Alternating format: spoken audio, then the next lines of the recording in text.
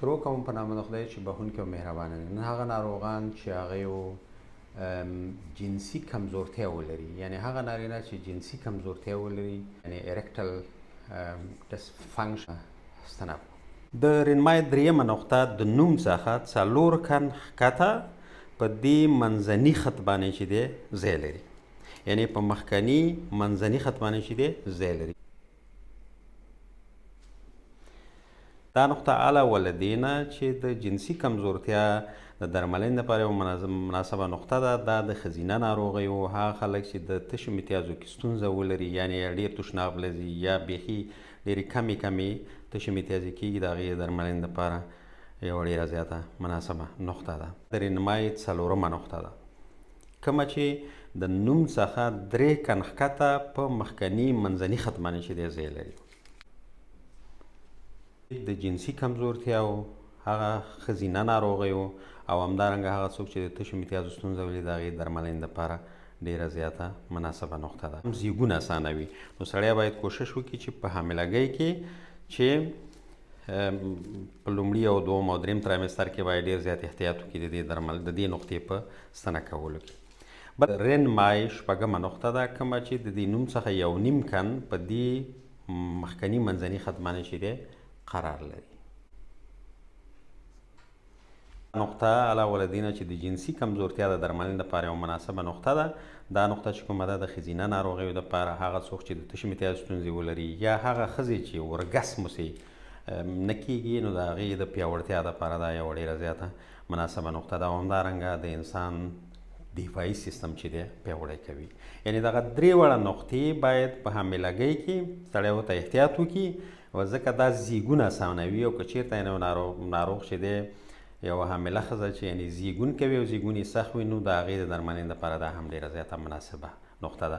خو نورمال د حاملګۍ په وخت کې باید سړی ته ډېر کوښښ احتیاط وکړي، ځکه چې د رحم د کنټرکشن سبب کېږي. د معدې شپږ دېرشتمه نقطه چې دا د جنسي درملنې په محوري نقطو کې راځي، چې دا درې کن د پټېلا د ښکتنۍ څنډې څخه ډسټال او یو ګوته لټرال چې دی ځای لري، چې هغه دا نقطه ده. دا نقطه د انسان د بدن دفاعي سیستم قوي کوي، د زنګنونو دردونو لپاره او همدارنګه د جنسي کمزورتیو د درملنې لپاره، هغه څوک چې د تشو متیازو ستونزې ولري، د هضم ستونزې ولري، د هغې د درملنې لپاره هم ډېره مناسبه نقطه ده. د ځیګر دریمه نقطه ده، کومه چې د لومړي او دوهم میتاتارسال هډوکي په لومړنۍ یعنې په پروکسیمال زاویه کې چې دی ځای لري، چې هغه دا نقطه ده. دا نقطه علاوه له دې نه چې د جنسي درملنې لپاره یوه مناسبه نقطه ده، د ښځینه ناروغیو، هغه څوک چې د تشو متیازو ستونزه ولري، عصبي او رواني ناروغۍ، او همدارنګه هغه خلک چې مرګي ولري، د هغې درملنې لپاره یوه مناسبه نقطه ده. د تشې د متیازو د کڅوړې دېرشتمه نقطه ده، کومه چې د ملا د دوهمې فقرې د پروسس شپینوزوس د جګوالي برابر د شاتني منځني خط څخه یو نیم کن بهر دواړو خواو ته چې دی ځای لري.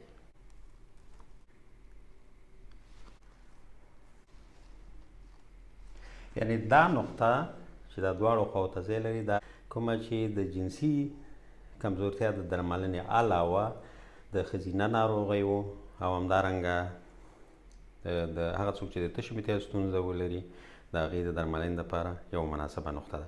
د تشې د متیازو د کڅوړې 52مه نقطه ده، چې کومه هم د دې د دوهمې فقرې د پروسس سپینوز د جګوالي برابر درې کن لټرال چې دی ځای لري دواړو خواو ته، چې هغه دا نقطې دي تقریبا.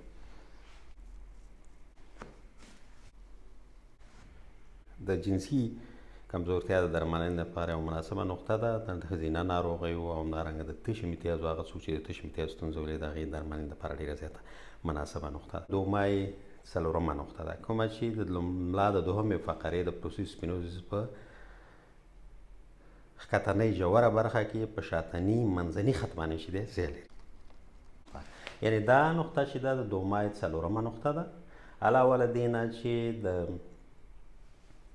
جنسي کمزورتیا د درملنې لپاره یوه مناسبه نقطه ده، دا د ښځینه ناروغیو، هغه څوک چې د تشو متیازو ستونزه ولري او همدارنګه هغه څوک چې اپیلیپسي یا مرګي ولري، د هغې درملنې لپاره یوه ډېره زیاته مناسبه نقطه ده.